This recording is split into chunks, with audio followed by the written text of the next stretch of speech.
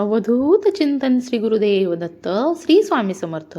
व्यक्तीच्या कुंडलीत काही शुभयोग आणि काही राजयोग असतात, जे त्यांना गरिबीकडून श्रीमंतीकडे घेऊन जाऊ शकतात.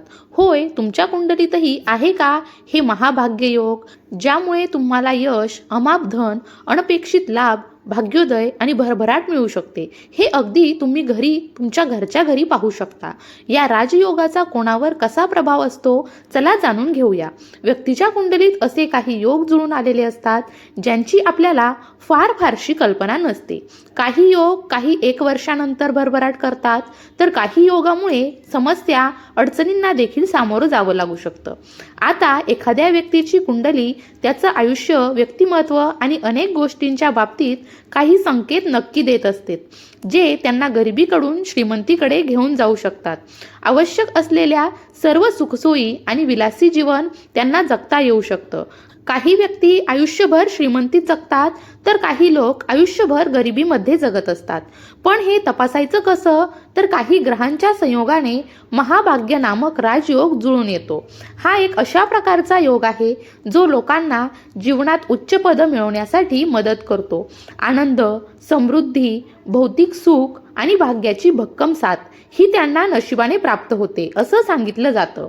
आता ज्या लोकांच्या कुंडलीत महाभाग्य राजयोग असतो, ते काहीही न करता जीवनात सर्व काही साध्य करतात. महाभाग्य राजयोग हा सर्व राजयोगांपैकी एक सर्वात महत्त्वाचा योग मानला गेला आहे. हा योग व्यक्तीच्या भाग्याची संपूर्ण माहिती प्रदान करू शकतो. म्हणूनच याला महाभाग्य राजयोग असं म्हणतात.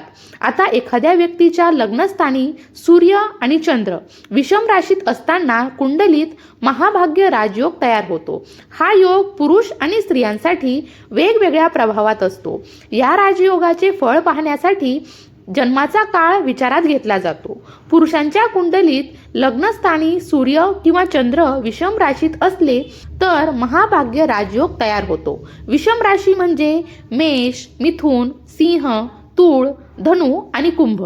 आता महिलांच्या कुंडलीतील लग्नस्थानी सूर्य आणि चंद्र समराशीत असतील, जसं की वृषभ, कर्क, कन्या, वृश्चिक, मकर आणि मीन, तर महाभाग्य राजयोग हा तयार होतो. महाभाग्य राजयोग ज्या व्यक्तींच्या कुंडलीत असतो, त्यांना सर्व प्रकारचे आनंद अनुभवायला मिळू शकतात. हे लोक खूप लोकप्रिय असतात. उदार स्वभाव आणि स्वच्छ चारित्र्य असतं.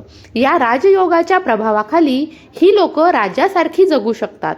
अशी लोक वर्तनात कुशल असतात, ज्यामुळे त्यांना नेहमीच प्रसिद्धी मिळते. आता ज्या महिलांच्या कुंडलीत हा योग असतो, त्या खूप श्रीमंत होऊ शकतात.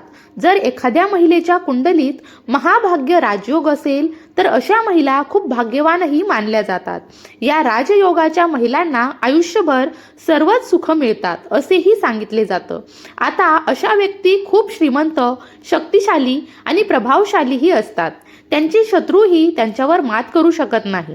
अशा व्यक्ती राजकारणात उच्च पदावर देखील पोहोचतात आणि समाजात लोकप्रिय असतात. त्यांना खूप आदर मिळतो. शिवाय या व्यक्तींकडे दूरदृष्टी ही चांगली असते.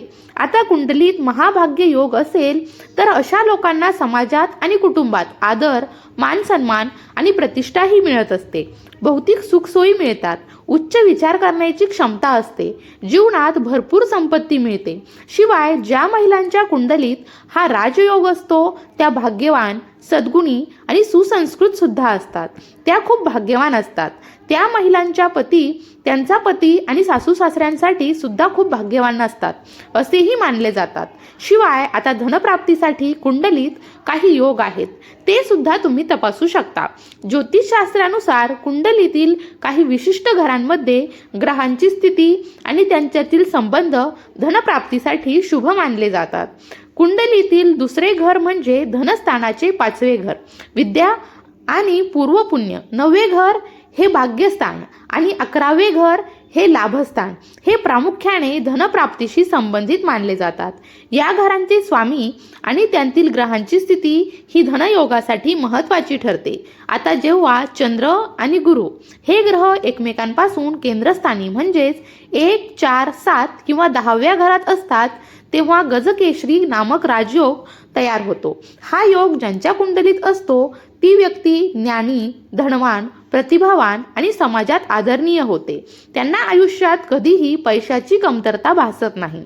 आता दुसरा राजयोग तयार होतो तो म्हणजे नीचभंग राजयोग. जसे एखादा ग्रह जेव्हा नीच राशीत असतो तेव्हा तो दुर्बल मानला जातो, पण जर त्याच नीच राशीतील ग्रहाचा स्वामी किंवा तो ग्रह ज्या राशीत नीच झाला आहे त्या राशीचा स्वामी जर त्याच कुंडलीतील केंद्रस्थानी असेल किंवा त्या नीच ग्रहाकडे दृष्टी टाकत असेल तर नीचभंग राजयोग तयार होतो. हा योग सामान्य परिस्थितीतून व्यक्तीला भेट, राजयोग किंवा प्रचंड धनसंपत्तीकडे घेऊन जाऊ शकतो. आता लक्ष्मी योग कुंडलीतील 9व्या घराचा स्वामी हा बलवान स्थितीत केंद्रस्थानी किंवा त्रिकोणात असेल आणि त्याचबरोबर 9व्या घराचा स्वामी आणि लग्न स्वामी त्यांच्यात शुभ संबंध असेल तर लक्ष्मी योग तयार होतो. या योगामुळे व्यक्तीला देवी लक्ष्मीचे आशीर्वाद मिळतात, ज्यामुळे त्यांना अपार धन, संपत्ती आणि ऐश्वर्य लागतं. आता केंद्र त्रिकोण योग, जेव्हा केंद्र म्हणजे 1, 4, 7, 10 आणि त्रिकोण म्हणजे 1, 5, 9 या केंद्रस्थानांची स्वामी एकमेकांशी युती करतात, दृष्टी टाकतात किंवा स्थान परिवर्तन करतात तेव्हा केंद्र त्रिकोण राजयोग तयार होतो. हा सर्वात शक्तिशाली धनयोगांपैकी एक मानला जातो, ज्यामुळे व्यक्तीला राजासारखे वैभव आणि अफाट संपत्ती ती प्राप्त होऊ शकते. तर हे काही प्रमुख धनयोग आहेत जे व्यक्तीला आर्थिकदृष्ट्या समृद्ध बनवतात आणि हे तुम्ही अगदी घरच्या घरी सुद्धा आपल्या कुंडलीमध्ये तपासू शकता. पण एक गोष्ट आहे, केवळ योग असणं पुरेसं नाही.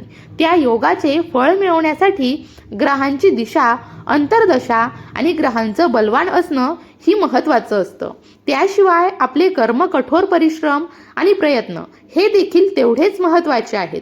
ज्योतिषशास्त्र हे केवळ एक मार्गदर्शन आहे. अंतिम निर्णय हे आपले परिश्रम आणि नशीबच ठरवते. जर तुम्हाला तुमच्या कुंडलीतील धनयोगाबद्दल आणखी सविस्तर माहिती जाणून घ्यायची असेल, तुम्ही एखाद्या अनुभवी आणि विश्वसनीय ज्योतिषांचा सल्ला घेऊ शकता. ते तुमच्या कुंडलीचे अचूक विश्लेषण करून तुम्हाला योग्य मार्गदर्शन नक्कीच करतील. आणि जर तुम्ही घरच्या घरी तुमच्या कुंडलीत हे योग तपासणार असाल तर तुमच्या कुंडलीत कोणता राजयोग किंवा कोणता धनयोग तयार होतोय कमेंट करून मला नक्की सांगा. अशाच प्रकारच्या माहितीपूर्ण व्हिडिओसाठी आपल्या यूट्यूब चॅनलला नक्की सबस्क्राईब करून घ्या आणि व्हिडिओ जर आवडला असेल तर लाईक करा, शेअर करा. भिवू नकोस, स्वामी सदैव पाठीशी आहेत.